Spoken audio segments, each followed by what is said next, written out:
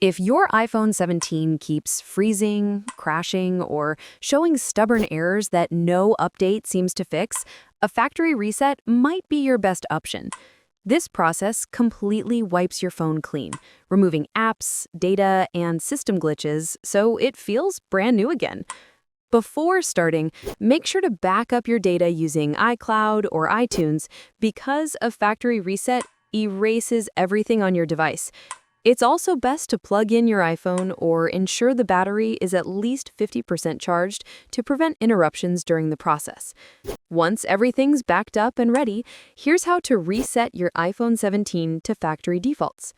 Open Settings from your home screen. Scroll down and tap General. At the bottom of the menu, tap Transfer or Reset iPhone.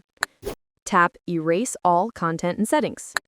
Review the list of data that will be erased, then tap Continue. When the warning prompt appears, tap Erase iPhone to confirm. Your iPhone will then begin deleting all personal data, apps, and settings. The process may take a few minutes, depending on how much data is stored. Once complete, your device will automatically reboot. After restarting, you'll be greeted by the Hello screen, the same one you saw when the phone was brand new. From here, you can set it up as a new iPhone or restore your data from your iCloud or computer backup. Performing a factory reset is a powerful way to fix persistent problems, especially after major iOS 26 updates or when preparing your iPhone for resale. It gives your device a clean slate, free from corrupted files or misconfigured settings. And that's it. Your iPhone 17 is now restored to its original state and ready to use again.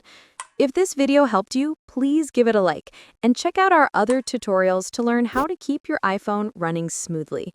Thanks for watching.